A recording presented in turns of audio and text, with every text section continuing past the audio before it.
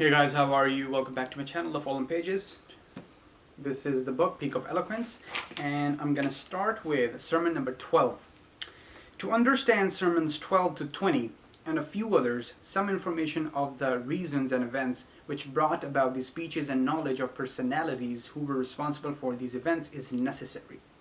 The first and the foremost among them was Zubayr. The sermon deals with him only, a cousin of his. His mother was sister of Abu Talib bin Abdullah. His wife was sister of Muslimin Aisha.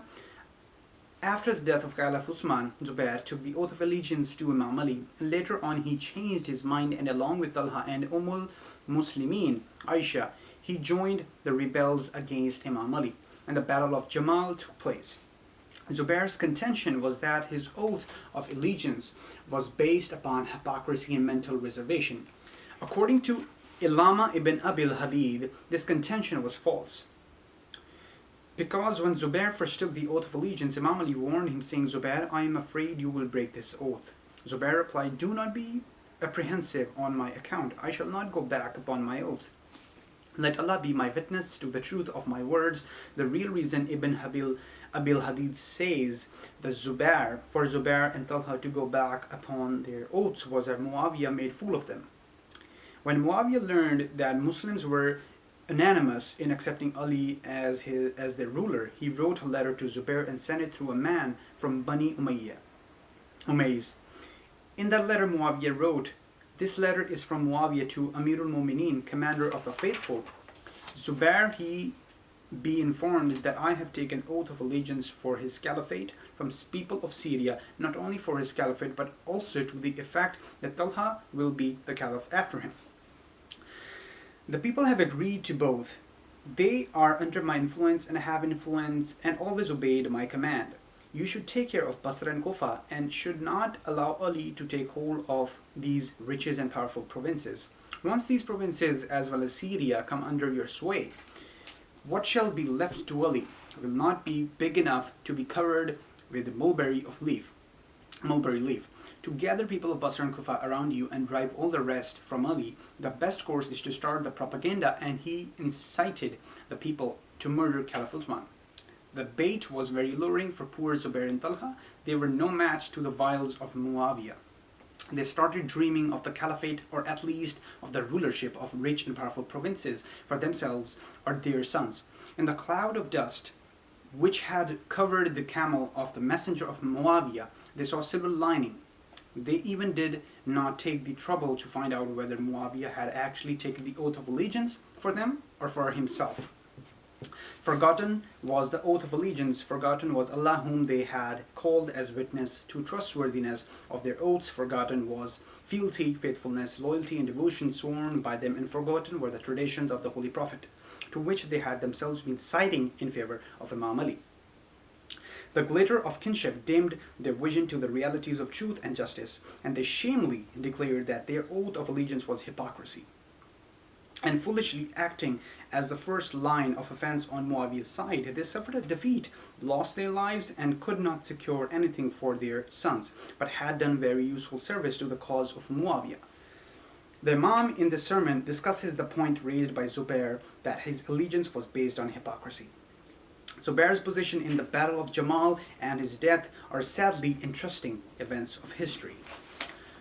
Of the army that rose to fight against Imam Ali, al-Mu'mineen Aisha was the commander-in-chief, Zubayr's son Abdullah was the chief of the staff, and Talha and Marwan bin Hakam were other officers besides Zubayr. Just before the start of the battle, Imam Ali called one of his officers, Abdullah bin Abbas, and handed him his sword and spear, and came out in the field unarmed and unattended by anybody. He called Zubayr to come out from his side. Zubayr came out well armed and well guarded. When he came nearer, the Imam reminded him of a certain event which had taken place during the lifetime of Holy Prophet and the warning given by him to Zubayr. The Imam said, "Zubayr, do you remember that particular day when you embraced me before our Holy Prophet, and he had inquired of you, 'Do you love Ali so much?' and you had replied, 'Yes, my Lord. Why not? He is my uncle's son.' Hearing this, our Holy Prophet had warned you in the following words. Remember, Zubayr, you will one day come out to fight against Ali, and you will certainly be on the wrong. Remember, the man who kills Ali and the man who is killed by Ali and the man who fights against Ali will go to hell. The whole incident came to Zubayr's mind. He remembered the warning and realized his folly. He turned his horse, headed towards his army, went back to his group of warriors and swore that he would not fight against Imam Ali. His son Abdullah, a sworn enemy of Ali, rebuked his father for this change of mind, saying that women of Arab would call him a coward. Zubayr got excited, came out again in the field holding a spear without a point, and attacked the ranks of the Imam's army. When the Imam saw him coming again, he gave orders that nobody should fight with him, and nobody should harm him even if he attacks. When Zubayr reached the Imam's army, he passed through rows after rows of well-armed soldiers. Standing still, he attacked them with the butt end of his spear and found that nobody was replying to his attacks. They stood mute as if carved out of stone. Thrice he attacked the army like this, and then he left the battlefield and rode towards Wadi Saba, where he was killed by a fanatic, Amir bin Jormuz. After the battle, Amr brought the sword in his hand and said how often he had defended Islam and Muslims. I swore that my cousin was neither a coward nor a miser. He was misguided and fooled. When Amr asked for a reward for having killed Zubayr, the Imam replied, your reward is hell. You were not in my army. You were not in the battlefield.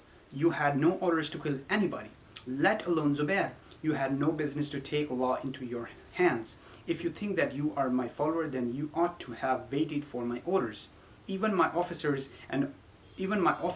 had orders not to harm him, but to allow him to pass through their ranks and files unmolested. This Amr later on was killed in the battle of Nahrawan fighting against Imam Ali. Zubayr says that he swore the allegiance to me hypocritically, with mental reservations, that he placed in my hand his hand and not his heart. What a strange assertion. Not only strange but harmful to him did he realize that he confesses the oath of fealty and allegiance, and at the same time he admits that he had hidden my enmity in his heart of hearts. His oath of loyalty and allegiance to me is a fact accepted by him and witnessed by thousands of others. It is for him now to give justifiable reasons of his hypocrisy, or to once again take the oath of allegiance and fealty.